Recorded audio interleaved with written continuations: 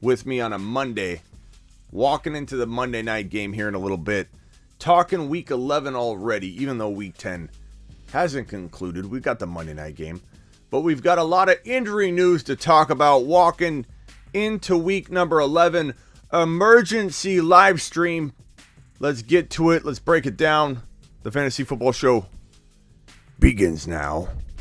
This is the Fantasy Football Show with your host, Smitty.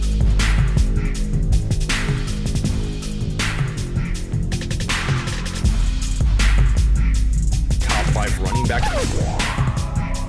You're watching the Fantasy Football Show. Smitty! Take a lap. What's going on, good people? You're watching the Fantasy Football Show. My name is Smitty, and we're breaking down a lot of the news going on for week number 11. And a lot of things happened in week 10 that we need to talk about. Injury to Aaron Jones being one of the biggest pieces of news we need to get to walking into this week 11 news preparation session, this emergency meeting that I'm calling. All of us gather around. Let's talk about what's going on. Aaron Jones reportedly mild MCL sprain, missing 1 to 2 weeks. Here's my take. I've talked about it. I talked about it last night. This man has suffered this MCL tear several times in this right knee specifically, but in both knees. And I'm not trying to will this to happen that AJ Dillon gets more starts than 1 to 2. I'm not trying to be biased to the situation and wanting all of our AJ Dillon shares to be worth more than they are. It is what it is. If he's out 1 to 2 weeks, then we get 1 to 2 weeks of amazing play out of AJ Dillon. We call him. What are we calling him? What's the name we're giving this guy? The Quesadilla, the Big Dilly. Big Dilly is starting at least, I would say, 2 games. But here's what I think could happen.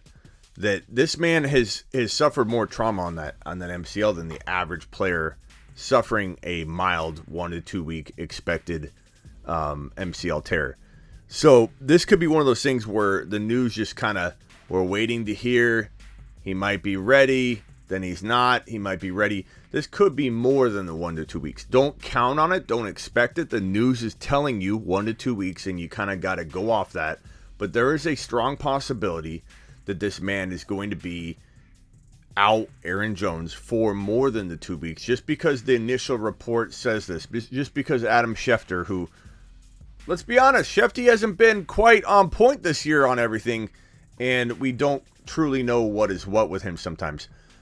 I like Schefter. I think Schefter should get back on track. Kind of like Mahomes, he's been the GOAT of breaking news. Lately, he's been in a slump. Mahomes bounced back. We knew that was going to happen here on the show. People were freaking out. Now Mahomes is back. Good luck trying to buy Mahomes cheap. You won't ever see Mahomes cheap again this year. Shefty could bounce back and give us positive, good information and stop injecting some of his opinion on it. When he's guessing what's going to happen, things don't go well. But Shefty saying 1 to 2 weeks, we got to kind of believe that that's the expected timetable as of right now. But just don't be shocked if Aaron Jones needs another week and another week. It's interesting that he was so emotional, exited the tent with tears, and he's only missing 1 to 2 weeks. It doesn't match up for me. And I'm not saying anything negative about it. I told you guys this last night. Anything negative about a person crying when they when I tore my knee all up, I was screaming. You have automatic tears coming out because you're yelling and screaming. It was the most painful thing in the world, and the MCL was the most painful part about me tearing my knee up. I tore the MCL, LCL, ACL, meniscus, and the MCL was by far the most painful part of the whole entire injury. It's natural to have emotion, but you don't really have the kind of emotion he was projecting on a 1 to 2 week injury, so it doesn't add up to me, but we have to take it for what it is. We are being told 1 to 2 weeks. That's what we got to expect. I'm just saying be prepared. Other news to talk about. Let me pull up the news right here. Odell Beckham Jr. is active for week 10. We knew that was going to be the case. And for those of you that have him in your lineup already, you probably aren't looking at a whole bunch of other options anyway. So he's in there good to go. This Monday night Week 10 matchup, Hasty is declared inactive.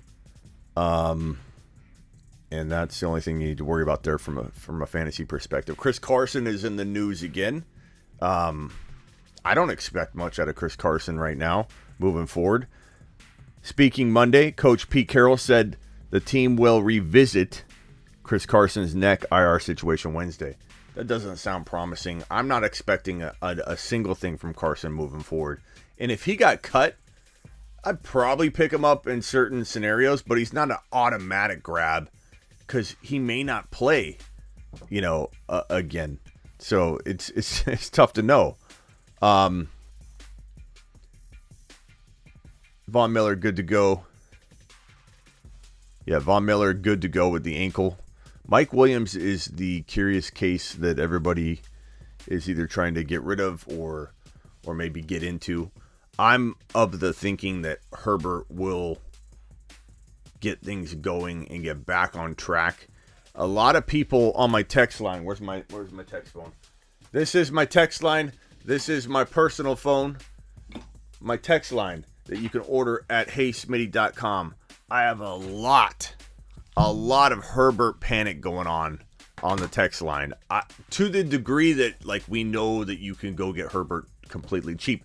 I tell you guys, I have some of the best, I think, temperatures on players to buy low and sell high based on the volume of questions I get that I see repeated on my text line.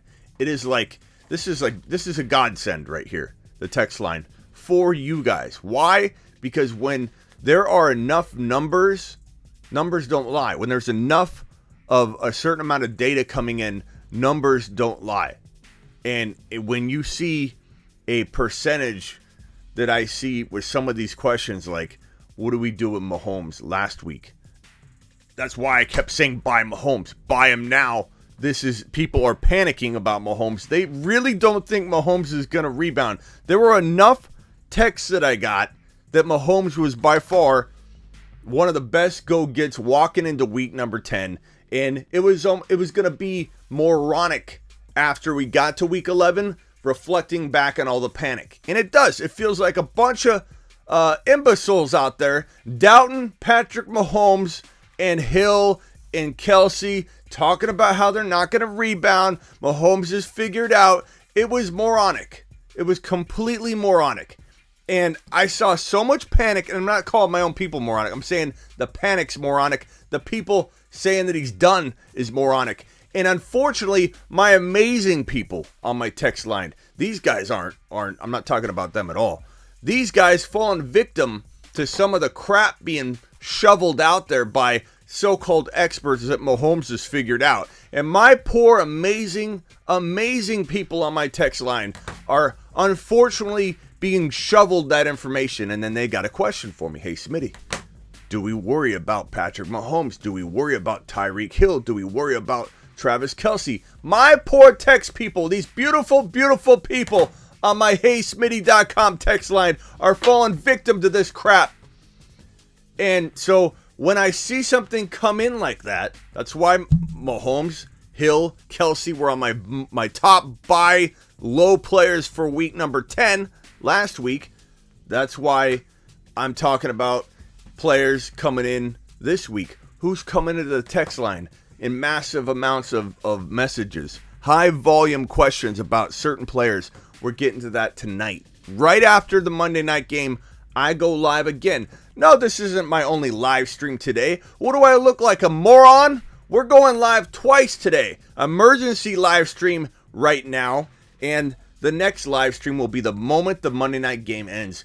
We go live to talk fantasy football, buy low, sell high, walking into week 11. Yes, I know some of you have your trade deadline passed already, and I feel bad for you.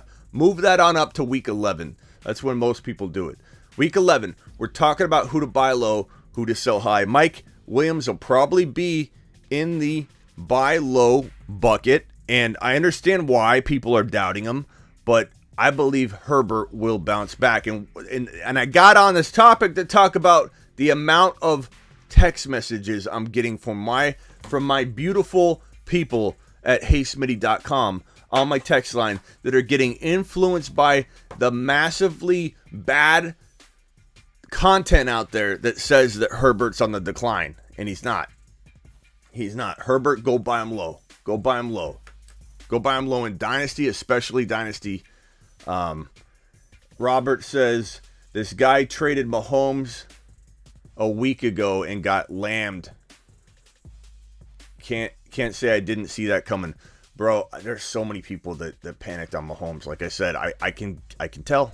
I can tell what's coming down. Any A.J. Dillon Dynasty trades? I'm getting a lot of Dynasty questions regarding A.J. Dillon, regarding Aaron Jones, regarding Christian McCaffrey. And we're going to talk about all of that we can talk about it now too, but on the buy low, sell high video tonight. Because we'll talk about McCaffrey. We'll talk about the pros and cons of holding McCaffrey right now. Make no mistake about it. There are pros and cons holding McCaffrey. Despite a few of the running back one McCaffrey supporters we have that flood in here and they don't listen. They don't listen. There are pros to owning McCaffrey. There are pros to owning McCaffrey. Absolutely 100%. If McCaffrey finishes as if he doesn't get hurt for the rest of the season, which he got banged up in this last game. He went to the medical tent. We all thought, oh my God, this is it. He's down. He's now done again. He's already done. McCaffrey's already hurt. He came back into the game.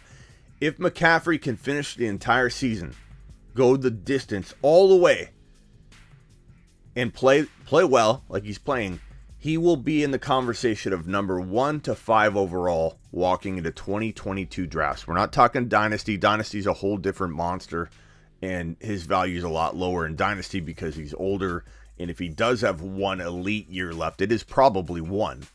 But if he finishes strong the entire way in 2021 here, from weeks 11 on, doesn't get hurt and plays really well, like top 5 running back well, and he's playing top 1 to 5 running back well every game he's on the field for sure. That's McCaffrey. We know that's the case. No one doubts his talent. No one on this channel has ever said his talent has dropped off. That's why it's hilarious when people come in here and act like it's bad advice or it's misguided or it's wrong to say that he's a worry. Because he is a big injury worry. He's a big injury concern. Hey, Smitty, do you do any follower dynasty leagues? A ton of them, bro. Nev, I've got too many. I need to get out of some. I might be giving away my spot in a couple because I just can't I can barely set my lineup in all the leagues that I'm doing. Dynasty content is coming like you've never even imagined. Nobody does content better than your boy Smitty. But nobody is going to do, nobody times 100 is going to do better Dynasty content than me. I'm a Dynasty machine. And this year I got off track doing all the redraft stuff. We haven't done a lot of Dynasty on this show, and I'm a Dynasty connoisseur. Like my sleeperu.com was built off Dynasty, and it has mostly Dynasty people. And I need to get back to that for them too. In the video sense and the content sense, I'm going to hit Dynasty so hard, your head is going to explode and fall off and roll down a hill and then implode again because you're going to be so shocked at how amazing the Dynasty content is going to be moving forward. December 1, we kick off the Dynasty stuff and it's going to be hardcore. January 1, which is the new season. My season, the 2022 fantasy season starts when the ball drops. While everybody's out sipping on some champagne and drinking some brewskis, which I don't judge any of you. I don't have time for that. I'm here pressing buttons, typing away. As soon as the ball drops, guess what Big Smitty does? He punches the subscription model into 2022. I drop at midnight my rookie running back rankings and all my rookie content. It's coming in hot. It will be amazing January 1 when the ball drops. So while you're sipping on your champagne and you're looking for content, just walking around whatever party you're at, you pull up YouTube, you pull up the Fantasy Football Show. I've got your rookie content on January 1. So we're getting to that right away. Okay, we're going to get a little bit of this heat. I get it. Look, Take a lap on me. Your boy Mike White looked great yesterday. He did drop 4 INTs. I understand. I take that lap, and I will take it right now. I deserve it. This is for me. This is for me. Get the Mike White out of the chopper just for right now.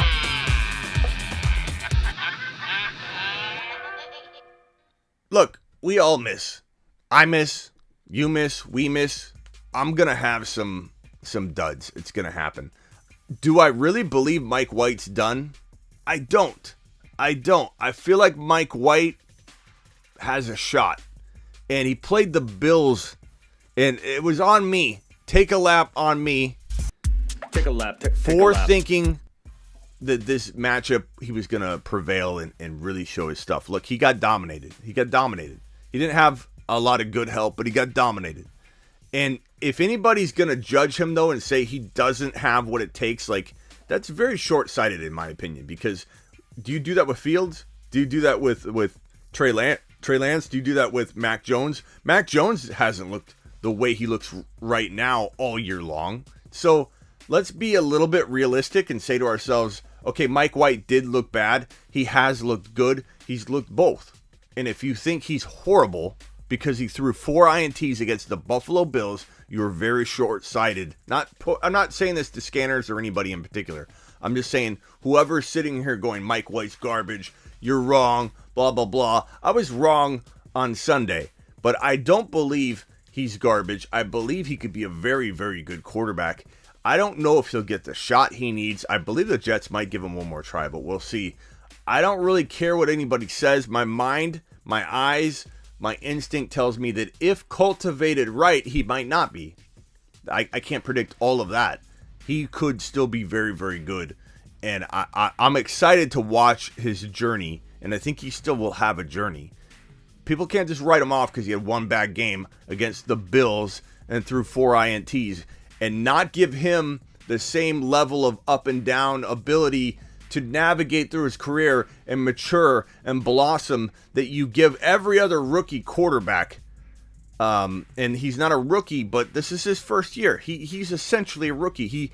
His mind might be a little further along because he's been able to watch, but he's moved around. He hasn't,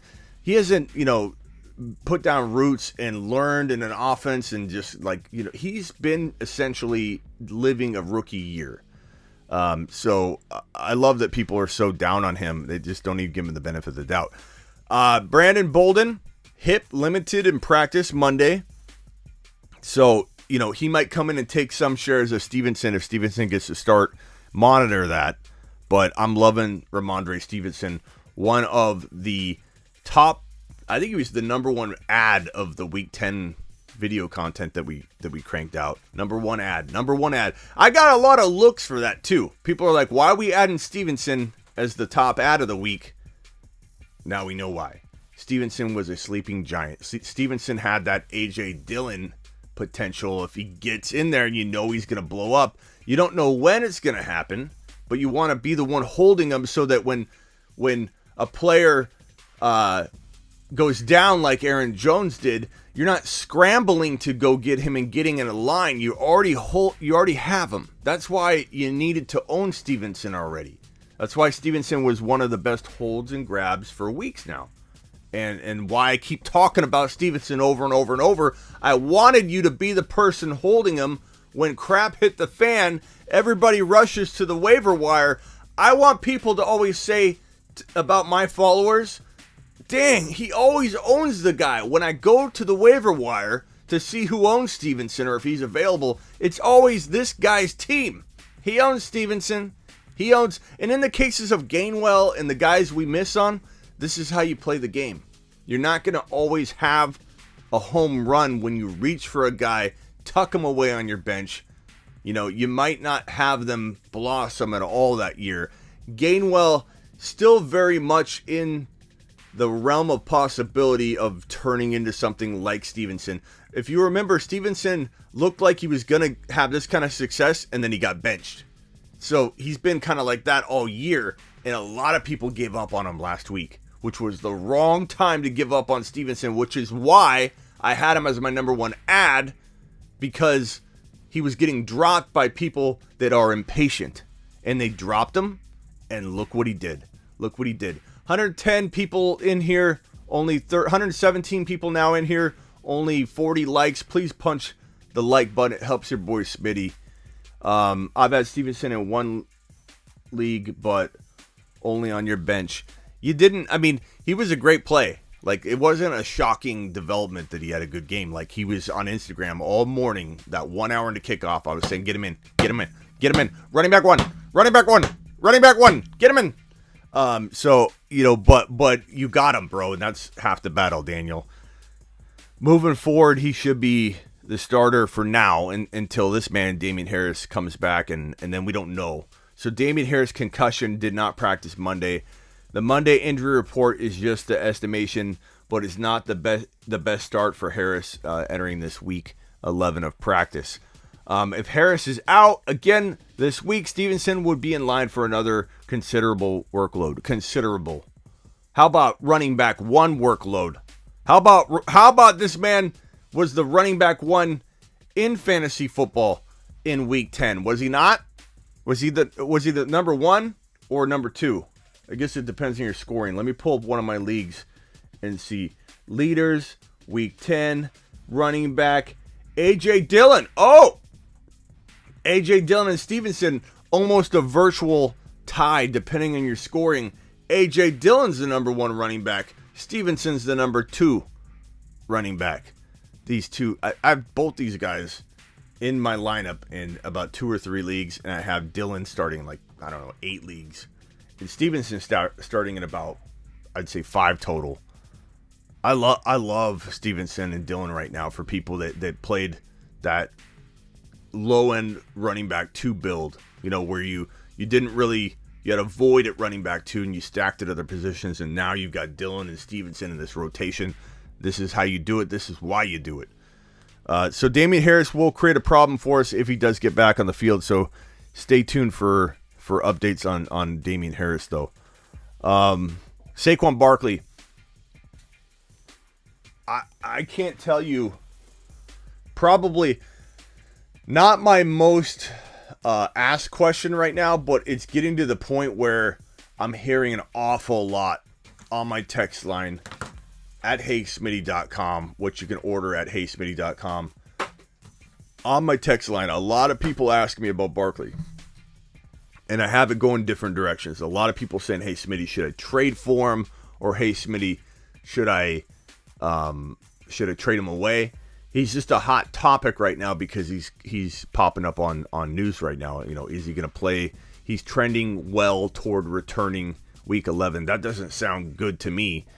And he's also coming back from an ACL tear and reconstruction, which, honestly, this sitting out is probably the best thing for the healing of that, because he just went from doing no contact whatsoever, not even sure if he can have contact, to boom, massive amounts of beating on the knee.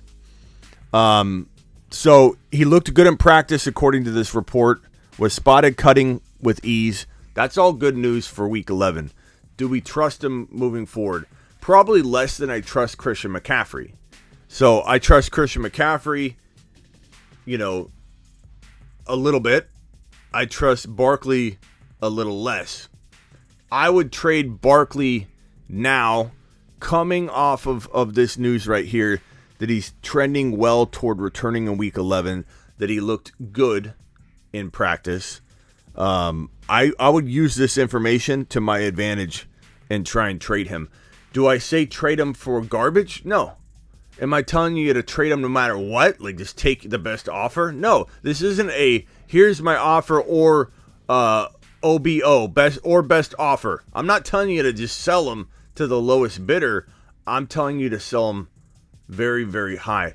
Smitty 2 negative on Barkley. His last injury was bro, how am I 2 negative on Barkley? Like, Tex, I appreciate you, and I'm not trying to come at you on this one, but how am I 2 negative on Barkley?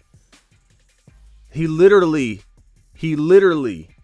has disappointed all year. Like, I think my negativity has been pretty justified.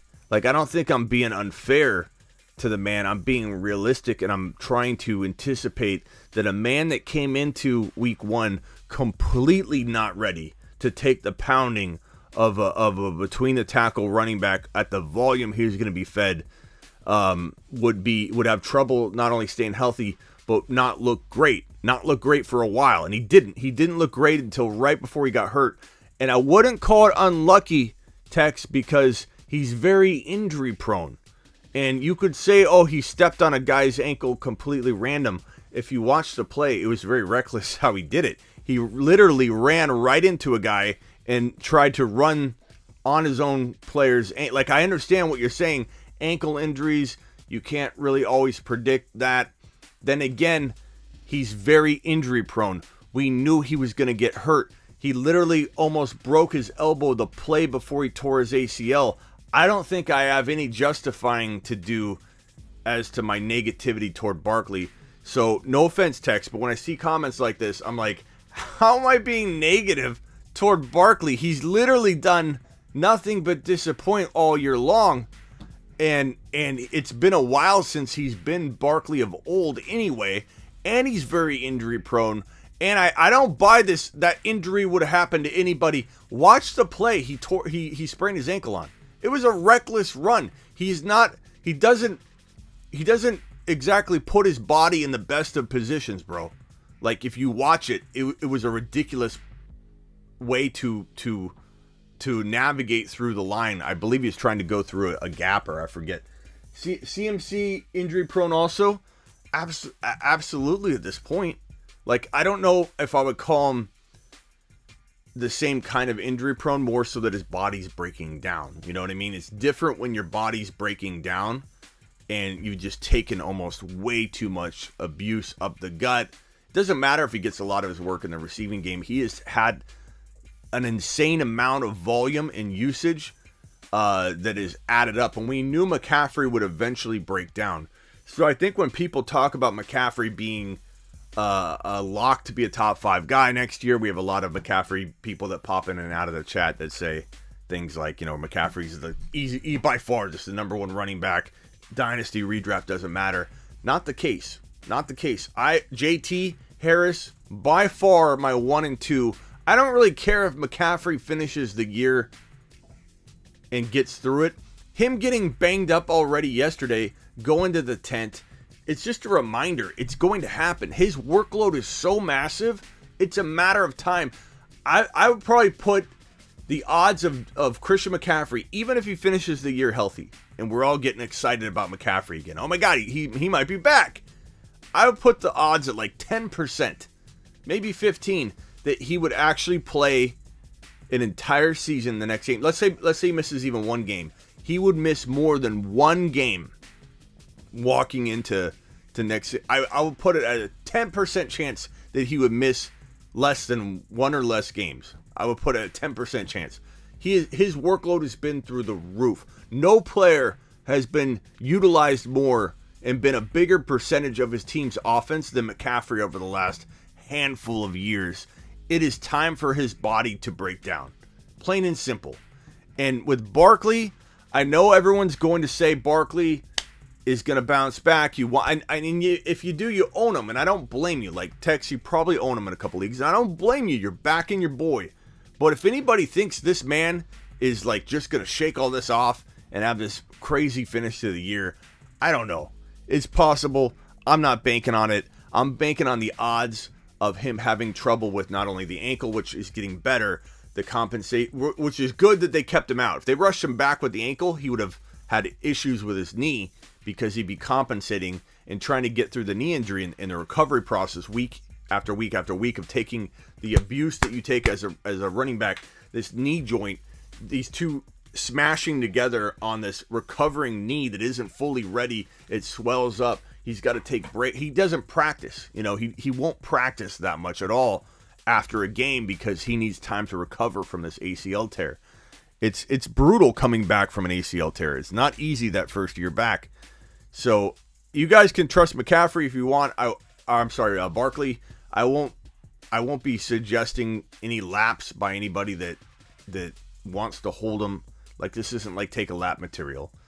But it certainly is something I'm not going to go down, a road I'm not going to go down. I'm not going to own Barkley or go after Barkley or look at it as a good buy low scenario. I'm all about selling Barkley high off this news if I own him, and getting into two different players. Get a wide receiver, get a lowly ranked James Conner right now, coming off a bad week. James Conner wasn't utilized. The Cardinals look awful without Kyler Murray. It's not James Conner. It's not likely going to continue for James Conner. He should continue to do well. You can get a James Conner and a DK Metcalf for Barkley probably right now. And I take that kind of deal all day long. I don't even hesitate. Here's another guy we're worried about, Kyler Murray, walking into week 11. Do they just sit him? And then the Cardinals would have a bye that next week, right? Let me pull this up. Here's the Cardinals have a week 12 bye. So my thinking is they're really tempted to sit him this one final week, walking into this game, because they're probably saying to themselves, we can sit this man in week 11. We can sit him, and then Kyler Murray can come back fully healthy. I just don't know how I feel about him moving forward. I think he's probably in my top 3 quarterbacks moving forward if I had to rank him. Obviously, I'm worried about him. Obviously, if you're trading for him, you might miss another week. Then you get the bye week. So it's complicated. It's complicated ranking a guy that can miss 2 weeks in the remaining small window of time that we have, that is the fantasy football season heading into the playoffs. And if you have 2 or 3, if you can't win, if you can't lose 2 games out of the next slate of games that are coming up for you, you can't really own Kyler if he's going to miss 2 of those games. So selling him high, I suppose, if you can, but what can you even get for him? If you have the wins to support him being out these 2 games, so let's say he sits this week and then he has the bye week, if you have the wins that can help support you continuing on and making the playoffs and getting into your playoffs, I think Kyler Murray is going to be a top 3 quarterback finisher. But it is hard to navigate this for teams that need a win now. So it's complicated. Is Patrick Mahomes back? Jacob, you answer that question for yourself, Jacob. Look at the stat line. Then come back, Jacob, and let me know what you think, and we'll put it on screen if you think Patty Mahomes is back. I'm going to go ahead and wait. And then once you see the stat line, come back and tell me what you think. Of course he's back, Jacob. Of course he's back. I was going to make Jacob take a lap, but he really didn't do anything wrong. Smitty, Gibson, Judy for Barkley. Well, I mean, considering what I just said, Brain, I'm not going after Barkley, bro. I don't want him. I don't want to own him. I would probably maybe consider this to then flip him again, but I'm not doing this trade to acquire Barkley and to own Barkley. I'd rather sell him, broski. I'd rather get something else, and maybe you can get a little more. So that would be the motivation behind me accepting, Brain, that trade, but only if I'm going to be able to flip him. Trade Murray, Devontae Adams, and Kirk for Dak, Lamb, and Hopkins. I don't know that this trade right here, Big Dog, it makes a whole bunch of sense, because you have Hopkins, who's injured and out, Murray, who's injured and out, Dak and Lamb, and then Kirk and, I mean, I suppose the Dak and Lamb side is a little bit better for right now, but if you can weather through, I'd probably rather have Adams and Murray. But it all depends on what you need. So if you need wins now and you can't afford to wait on Kyler, you might want to go with the Dak side. But there's risks to both, taking it and not taking it. Dillon and Fields for Lamar, Jackson, and Superflex. I would take advantage of this Dillon value because it could be short-lived. I like Dillon. I love Dillon. But if you could get Lamar Jackson in the Superflex upgrade trade, do a broski. How about D. Hopkins? I love D. Hopkins, but same situation. Can you weather through the missed game potentially this week and then the bye week? It gets really complicated. Like, I want to tell people, buy him low. I love him. I love Kyler. I absolutely love Kyler. I absolutely love Hopkins. And in the grand scheme of things, like, I want you to buy low. I want to tell you guys, hang tight. Hopkins will rebound. Kyler will rebound. But if you can't afford to lose 2 games because of their bye week and potentially being out week number 11, you might have to sell them high or not go after them if we're talking about a trade. So that's why it's complicated. It's not that I don't love Hopkins, but it could be 2 weeks in a row you don't get anything for him. Brain says, I don't play either of those guys weekly, so could I get Barkley and just hold him or take a lap? It's not take a lap. Your trade offer is legit. I just don't know that I love holding Barkley. I would probably do that in that scenario, sure. But try and actively trade him, and if you can't, then hold him. So I approved that trade for you, for your scenario. Is Kamara risky, or should I try and trade for him? I would trade for him. He's a little bit risky, but it's probably one of those things where it's like risky not to buy him at a certain price if you can. It's as much risky passing on that opportunity as getting him. Like he could either win you a league or he could potentially, hamper you if you trade for him and things start going bad for him. But I would go get Kamara. It depends on the price. So bring me a trade, and I can tell you what I think. But back to the news real quick. Kyler Murray is going to be close if Kyler ankle can play in Week 11 against the Seahawks. Cardinals get a Week 12 bye, so it's possible that he could be held out a week to give him ample time to rest. Colt McCoy is dealing with a pec strain, but McCoy could be back to what look mediocre or bad. I don't know. They better run the ball if they're going to try and win a game without Kyler Murray. This news is a little bit this sucks. Cordero Patterson dealing with an ankle sprain. It doesn't sound optimistic that he will play in Week 11. This means Mike Davis and Wayne Gallman will get more work. I probably think Gallman's the guy to pick up. This does put Gallman, we talked about it at the end of the live stream. I forget who it was that said, can we add Gallman to the list? And we definitely need to at this point. Gallman would probably, I would say, vaults on my sleeperu.com, sleeper.u.com. Go get your content there, your rankings, your bold predictions, your trade calculators, everything that's written or tool-based is at sleeperu.com. I'll probably have Gallman inside the top 3 or 4 ads for week number 11 because now Cordell Patterson is probably out. I would guess a couple weeks, but at least this week coming up. I think it was Robert. Robert, were you the one that said, can we put Gallman up? I think it was Robert. So Gallman is a very, very good ad with this news and confirmed information.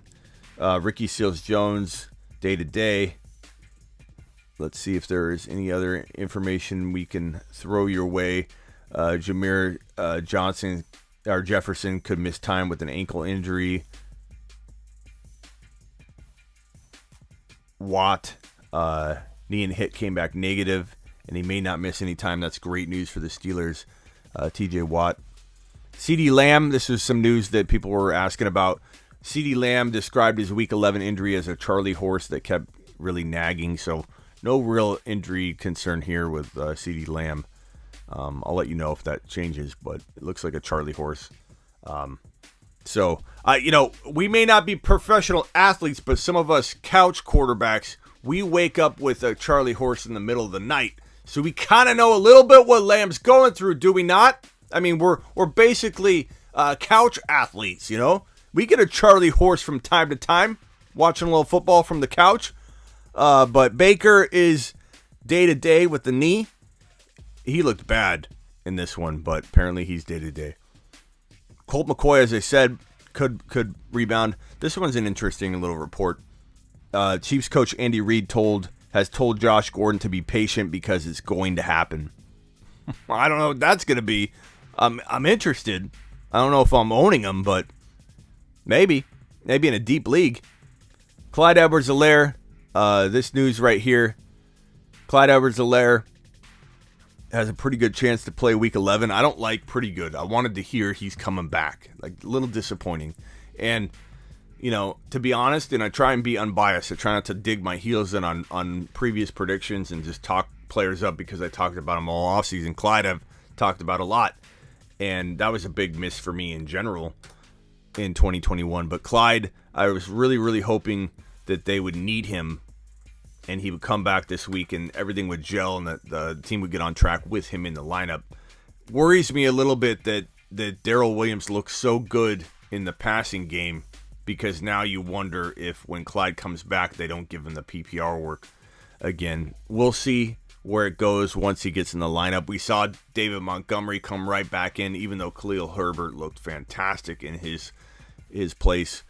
They still gave all the work to Montgomery. It's different situations, different teams, different coaches, different motivations. But I'm just saying, hopefully Clyde gets the Montgomery treatment and the job's given back to him. But we'll have to wait and see. I would say don't hold your breath that it'll go that way, but let's be hopeful.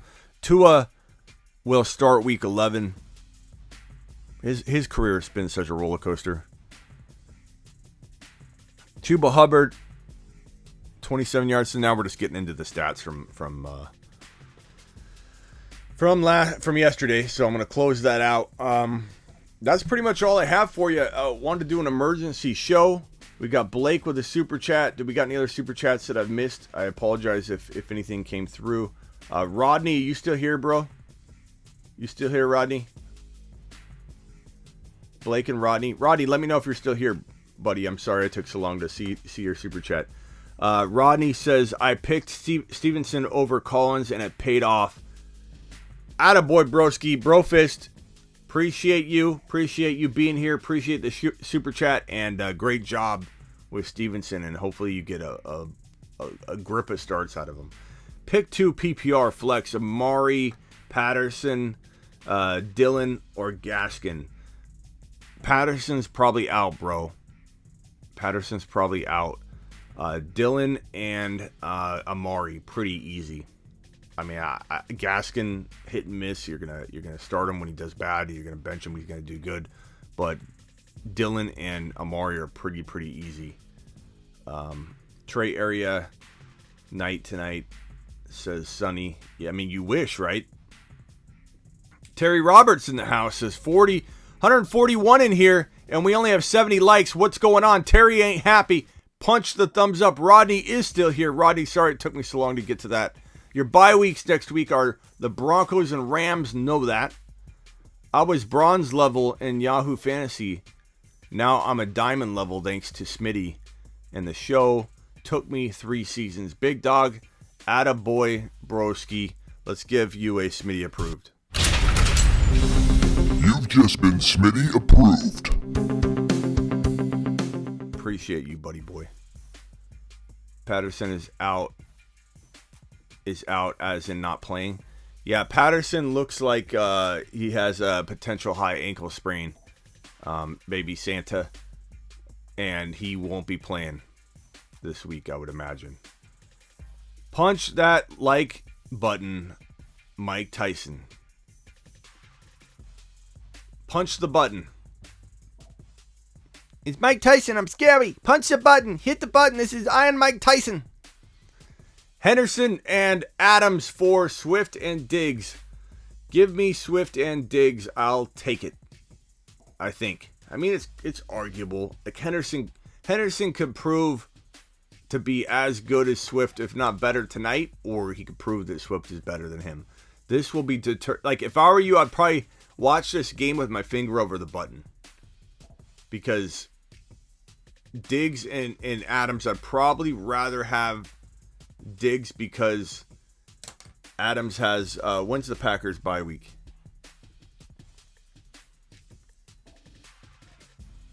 The Packers have a bye in week 13. So Diggs, I'd rather have Diggs because of the extra game. A little bit. Like, I still think Adams could score as much or more even with them this game. Sure, anything can happen. I mean, Diggs could have a 40-yard game, the week that Adams is out. And then it's like, who cares then, But because Diggs is already at his bye, because Swift looks really good, and because the Rams are on a bye next week, you have 2 guys going on bye weeks. Like you're trading for 2 guys that have already had their bye. And so that's like smart management right there. That's really smart management. And I think if it's me, I'd probably punch the trade now because you've already had the buys out of the way. Your go forward, you've got it made. No, you've escaped bye weeks with these two players. Like that's good management. Jones only out 1 to 2 weeks, peoples, says Swaggy. Swaggy, where you been? Swaggy just joining us. For right now, that's the report.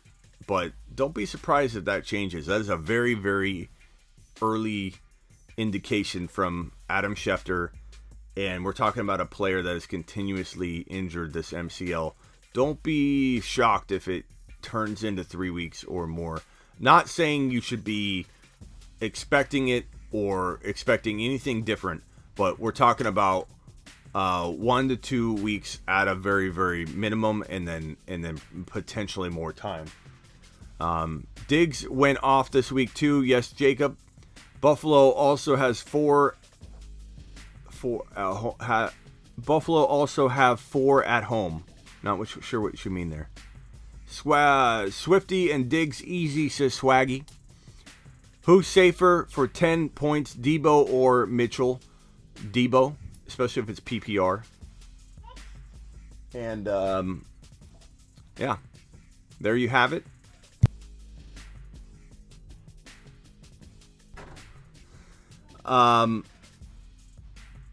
Who is safer for 10 points? Oh, I got that one. Diggs went off. Jones only out 1 to 2 weeks. I think I got all the comments caught up. That's all I've got today. Please punch the thumbs up on your way out. It helps the channel more than you know. And please leave a comment after the video post. I will try and get back to every comment that you leave in the next 12 to 24 hours. So please leave a comment. Let's go. Appreciate all of you. I will talk to you all later. Peace out. And good luck tonight if you got guys going. And don't forget, I go live the minute after the game ends with your buy low, sell high video for the week, for week 11. Buy low, sell high. Join me right after the game ends. The moment it hits 0 on the clock, I go live. You better be there. I'll see you there tonight live.